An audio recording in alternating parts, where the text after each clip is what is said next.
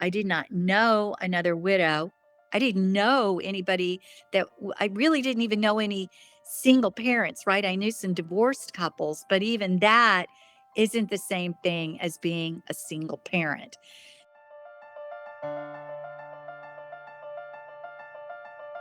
On this show, we treat parenting like an operational challenge. We build standard operating procedures.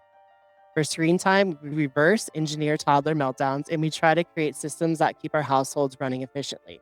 But today we are talking about the one thing that shatters every system you have in place: Mm. profound loss. My guest today is Rachel Schneider. Long before social media, Rachel was building $1 million teams and a massive career through the sheer power of authentic human connection.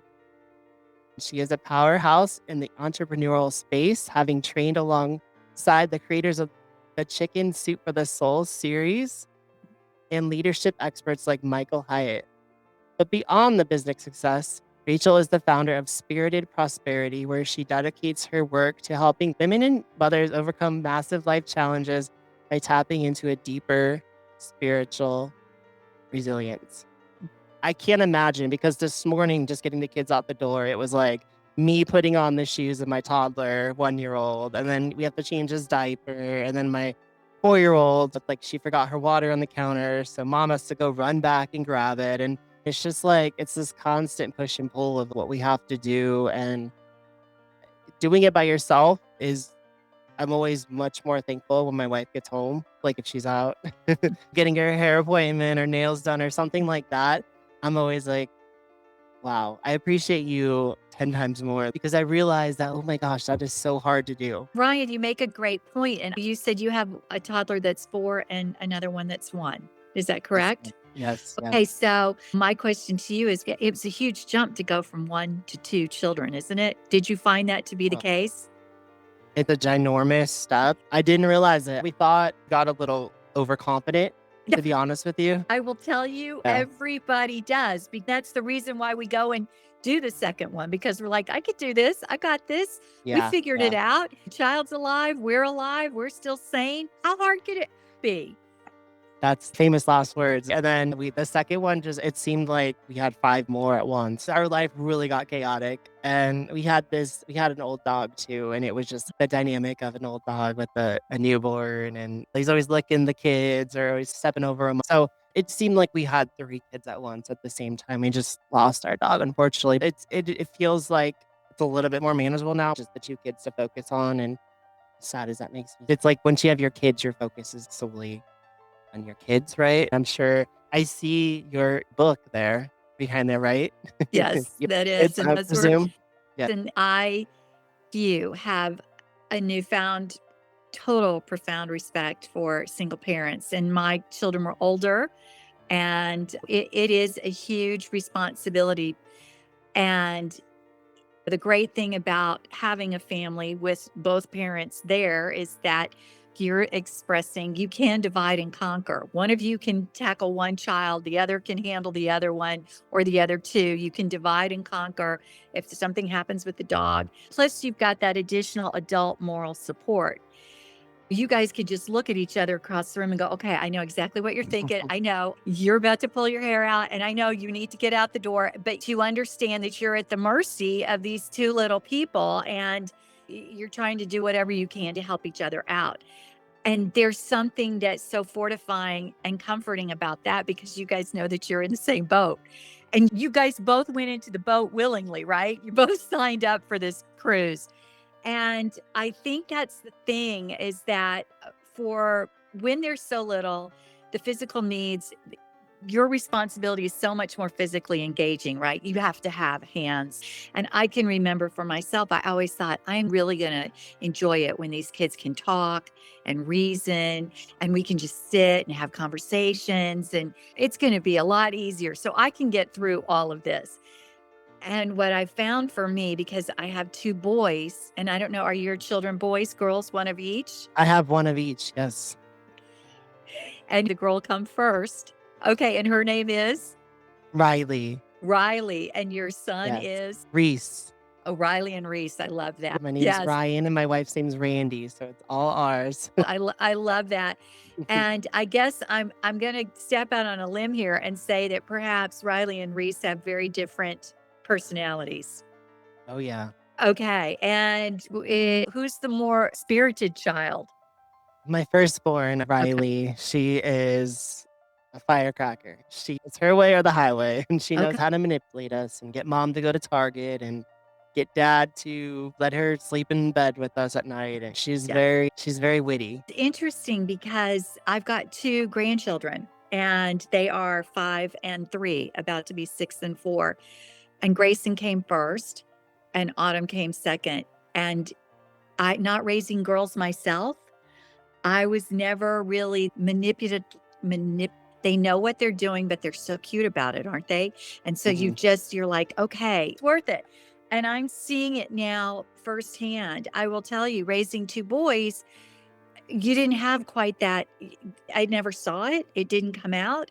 Boys are very different in the way that they present, and you can see that too with Reese, I'm sure. He's probably just got a whole different air about him, and he'll learn from his sister what works and what doesn't, but he probably won't be quite that assertive about it. He just may be a little bit more laid back. And it's very interesting. What was so interesting for me with this journey with my boys is that they're raised the same way. We're in the same household. Our values, our morals, our belief system, our routines, everything was the same. And yet they both handled the loss of their dad very, very differently. And you had mentioned the loss of your dog, and that your children may have handled even that differently. One may have been a little more connected to your pet than the other. And I just think one of those things of human nature that there have been tons of psychological studies done about that. And so I think for me, and I was an older parent. I was an older parent in that I had my first child at 34 and my second one at 38. So I think one of the other dynamics for me, play groups. I'd be in play groups and I wasn't as upset or concerned about some of the things that these other young moms were dealing with. And maybe part of that was just where I was in my life's journey. Children will watch the way that we handle things and will take their cues from us. And I do you have your families? Are there grandparents close by? I'm just curious. Yes, yes, we just moved, closer to family last year. Okay. That was a whole ordeal itself. We moved from a different But town. okay. Are you And closer so, to your wife's family or your family? Or both? my family, my parents are older. Okay. Just some background, I had kids around your age too, so 35 and 38. I'm almost Okay. 40 now. My parents are in their 70s, Okay. or I think my dad's in his 70s. My mom's about to be. And so they're older, and her family, her parents are mostly in their 50s, like they're in their mid 50s. So I was thinking, like, let's give my parents a chance, you know what I mean, before, her parents have a chance. I guess that's kinda how I viewed it. But her mom's 45 minutes away, Okay. uh, and then the rest of her family lives in Vegas, so it's we're most of our family's in Phoenix, so we are, the kids have more support here, they have more things to do versus our old town, although I do still miss our old town quite a bit. It was, a town of 40,000, and the weather was really pleasant all the time, and you had seasons, and Phoenix, Mhm. like, we're already 100 degrees and no seasons really. We have summer and we have a mild summer. That's hot Yeah, and not so hot. yeah, Yeah. yeah. It's kind of a bummer. It's almost like seasonal depression I get when spring hits because it's like already 100 degrees. It's not like this slow progression of 4 different seasons. Exactly. And Ryan, I've never thought about that. Seasonal disorder from not enough sunlight. And we always think about winter and bleak and dreary, but you make a really good point that I've never thought about is that when it gets that hot for that long without any break, that can mess with you. I mean, it really can Yeah. affect the way that especially when you've been exposed to something else, I should say. If you haven't been, then you don't know what you're missing. But you make a really good point because I'm in Dallas and we're not as hot as you. We'll be hot for a while and it'll get there and stay there. But we have a little bit more of the distinction of going into We will have a fall. We will have a little winter. Kudos to you for recognizing the connection and for honoring the relationship with the grandparents on all sides, because I didn't have that when I was growing up. And my boys still have all four grandparents are all still alive. My parents happen to live in Australia, though. That's very far away. And they have a grandpa that's turning 93 today, and they have a grandma who is already 88. So that's really an enigma in and of itself. I would like to say that they were all well, my parents moved in the last 6 months of John's illness. So they were there. So my boys were 10 and 14 when they lost their father. And so they were kind of at those ages where Oma and Opa were kind of more a pain in the butt, right? But they were there. And I think there's something to be said for that. And I think even now they are helping me. The boys are helping me with the second book, which is called The Boys, the Battle, and the Bible. And it's been 14 years now since their dad died. So they have been able now, even though they can't recall a lot, Ryan, they're still able to kind of go back to that place. And it's interesting how both of them have just said so much of what was going on during that time was a blur. And so it really is interesting to see what our kids remember about things that go on in there. Of course, they remember their father and they remember his illness, but they don't there are other things that don't stick with them quite so much. So I think you're doing a great thing, and your sacrifice will be honored. Know that it will be. Appreciate that. I love it, and I felt like I didn't do such a great job with the first one. At times, I struggled as a new parent, and so the second one is my new chance to kind of wipe the slate clean and try again and be a better father, hopefully. And I think that this podcast, the whole idea behind it is so I can learn from others and so I can share. I feel like it's very isolating being a dad in the 40s. I work remotely. My wife works remotely. We're in a somewhat new town from a year ago.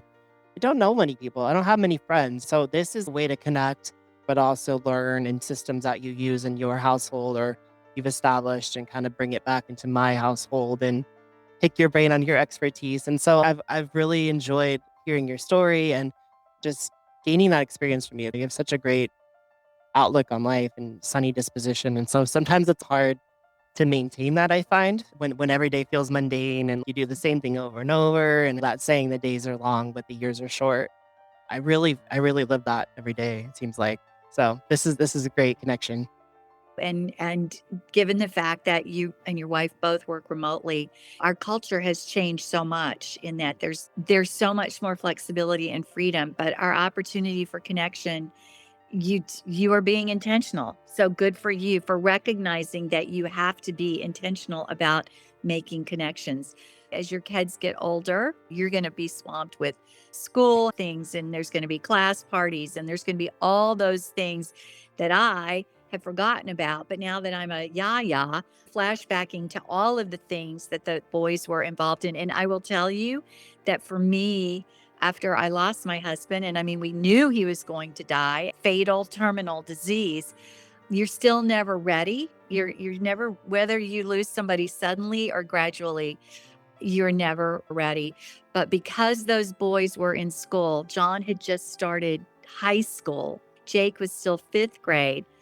So the school, that community, that routine, those relationships were critical for it kept the routine going. And when they're out of their routine, they get all wonky and tired and cranky and nobody's happy. And yet I found that the routine for these boys, getting up, breakfast, school, sports, homework, that all of that was one of the things that both it kept us thinking that we were somewhat normal in the middle of a situation that wasn't normal. It may have also insulated us a little bit, Ryan, from actually doing a lot of the grieving that we needed to do. I found that for me, I didn't know how to deal. I never helped anybody die. I'd never gone through this kind of a loss myself. And and so I kind of just thought that since things were going along normally, right, as I was saying that routine, that okay. I mean, I knew something major, of course, had happened and their dad was gone, but you just somehow seem to think too that if you're going through all the motions, right, that the routine might save you or it might in some ways, like I said, it did, but in others it didn't. And actually, you're kind of the first person that I've actually even shared that with because I don't think I've really taken the time to really examine it like that. That was that community, which you will soon be a part of because you're going to be hitting preschool or kindergarten and all that stuff very, very soon. You'll find that to be a place where you can build from and as well as your platform here. Oh my goodness, that was powerful. Just hearing about how people uplifted you and kind of got you through the obviously a really trying time, and that's also just very uplifting. All right. So with that being said, how did you process earth-shattering grief when you still have to wake up at a certain time, make the pancakes, be the mom for the kids who rely on you? Well, Ryan, thank you for having me today. I'm thrilled to be here. And I guess the best way to kind of explain that is it's kind of like when you go through a wedding or birth of a child or a funeral, there's all that activity, right? And in the first two instances, you're celebrating. And then at some point, life goes back to you and your person, your family, right? And for us, we had all of this. My husband had been ill for 3 years. Everybody knew he wasn't going to be cured of this disease. And he passes, and then we have this flurry of activity, right? Everybody comes in, everybody's together. And there's an element of it being somewhat surreal, right? This person is gone. My kids know their dad is gone. And yet we're doing these services, we're having all the people are in town. And then I think it's when everybody leaves and it's just three of us, when it used to be four, that it kind of hits. We're going to have to figure this out. And I think one of the hardest things for me was the fact I didn't know. So I, how did I keep going? I think part of it was just because my boys they were still in school. They couldn't not go to school. That was one of the saving graces, I think, and for them being with friends there was so important. And I think for me, I was just kind of in this fog of just I just need to keep doing what we need to keep doing. I just thought, well, these boys, I just have to keep going. I have to keep going for them. And that's what I did. I think for me, it was and I don't think I really the shock and the trauma of it all came later, much later.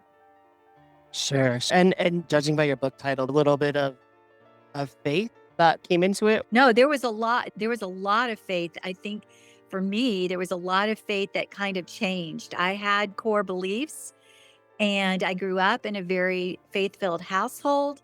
My parents were from two very different faith backgrounds, so I got exposed to a lot of things.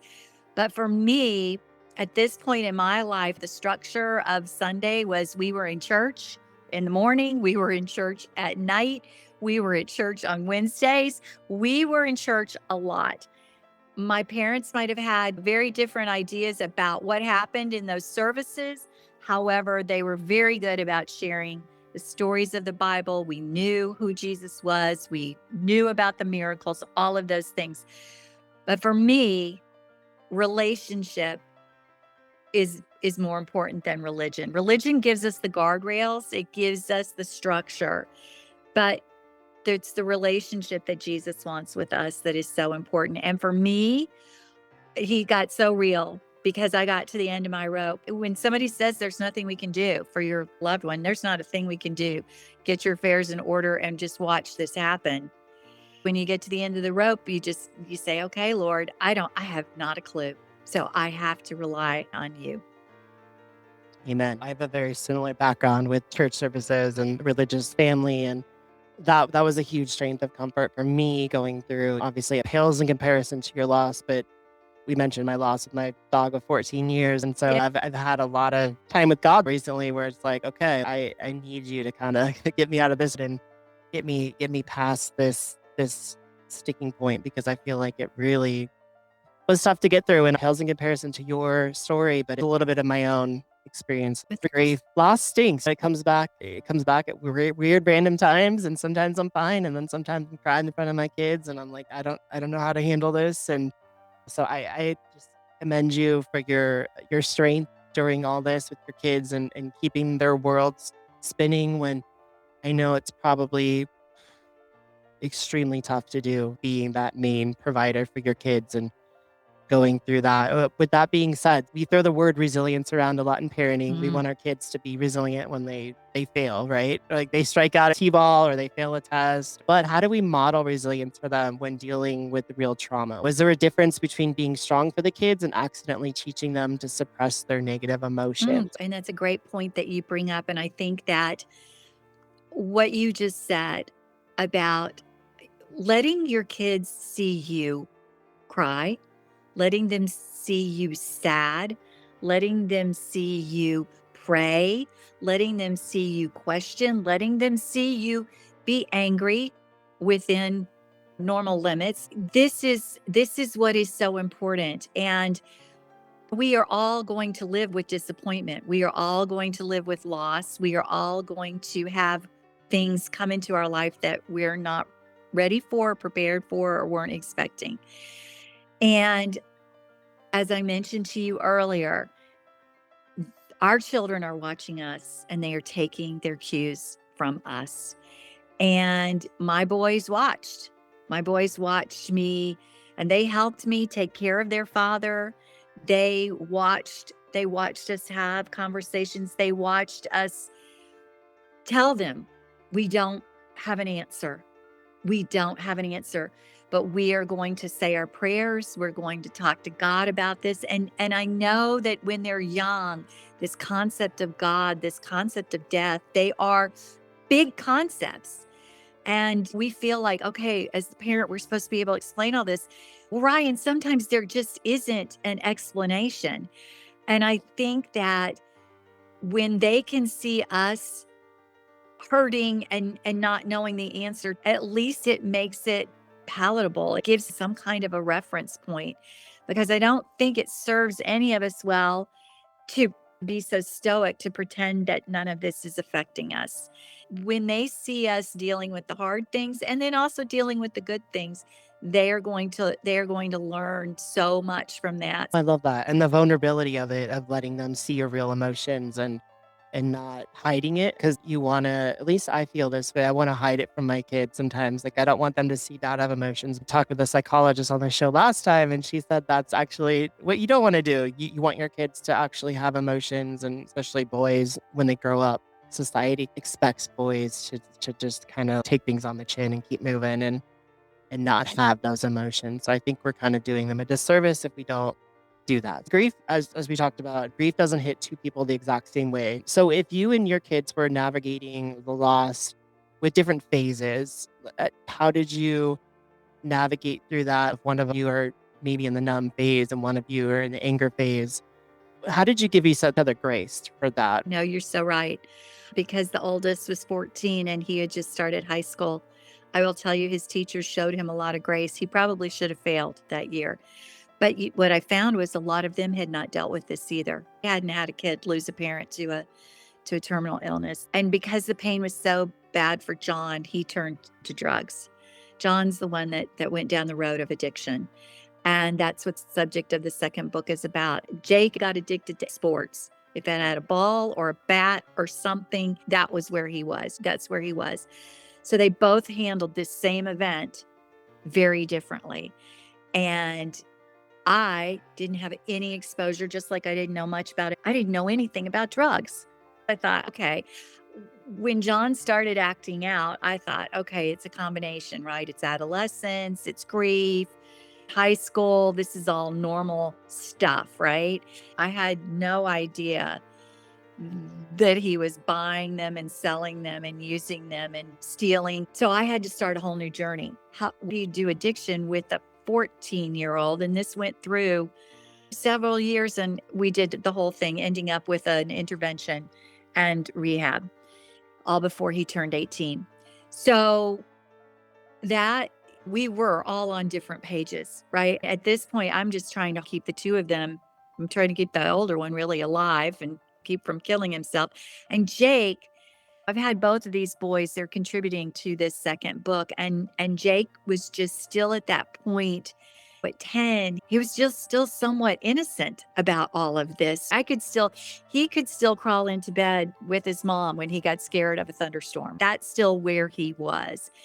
So this whole rebellion, everything that was going on with John, he compensated by becoming the child that would never give his mom any trouble at all. And he carried that with him until he became a young man. Wow, that's quite the different paths that they took, and I could see how the cascade effect of the loss kinda triggered, like, your children a little bit differently and kinda changed the trajectory of everything, it seems like. That's the powerful story, and that's great that your youngest was able to be there. It sounds like almost like a support system, somebody to really Yes, they pick you call up. it a trauma bond, that you become bonded to this person because of the trauma that you guys have experienced together. Yeah, and that's kinda my daughter right now, which is funny because our dog would always sleep on the floor. She has a Spider-Man bed, and she Okay. it's not her real bed, but she keeps it in our bedroom, and she's been going in there almost every night now that her Oh. dog's been gone, and it's in a way, it's super comforting. There's something here, and there's noises going on because I think that the quietness for me is deafening. When there's nothing in the house happening, it's Mhm. just like so it's almost like that white noise of, "Okay, everything's okay. My family's still here. Everything's good." I can relate to that. Absolutely. The rapid fire. What is the absolute worst thing a well-meaning person can say to a parent who is grieving? Well, I think the worst thing anybody can say is, "I know how you feel." Okay, I appreciate that, but I don't really think that you do. I mean, you didn't have quite the same relationship. You don't have the same dynamic. There's a lot in that.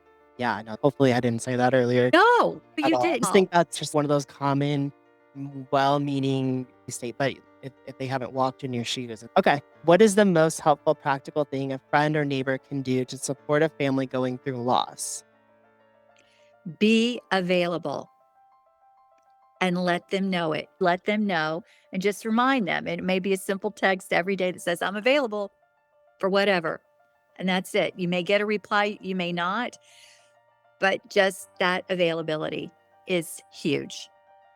Lastly, if a parent listening to this right now is in the absolute trenches of grief and they feel like they're failing their kids today, what is the circuit breaker? So, one action they can do right now to reset. Acknowledge that you are not a superhero. Cut yourself some slack because you probably are failing them because you cannot do it all, be it all, have it all at the same time. You just can't. So, in order to reset, for me, it's taking a look at what is working. And if you've got more than one child, try to deal with them individually, right? Set the time. Maybe it's going to get ice cream with the one of them. Maybe it's going for a walk with the other. They need to know that they are individual and that they're not all clumped into this collective of all of the kids.